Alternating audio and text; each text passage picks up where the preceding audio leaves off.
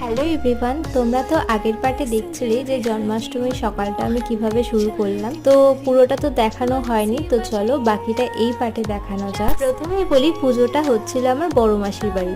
আর অনেকেই জানো আমার বড় মাসির বাড়ি প্রায় একই পাড়ায় বলতে গেলে। তাই আমি সকাল সকাল ঘুম থেকে উঠে স্নান করে বাড়ির পুজো সেরে তারপর চলে এলাম মাসির বাড়িতে সব পুজোর জোগাড় করতে। তো দেখছো এখানে আমাদের গোপু সোনাকে একদম স্নান টান করে রেডি করানো হয়ে গেছে। তো এবার একটু দোলনায় দোল খাবে, তারপর ওকে সিংহাসনে বসানো হলো, মানে ওর সিংহাসনে এবার পুজোর এই জায়গাটা পুরোটা সাজানো। তো দেখো কি মিষ্টি লাগছে গোপুকে।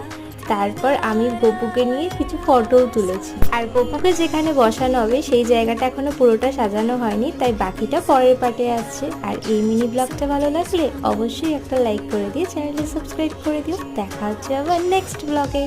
টাটা।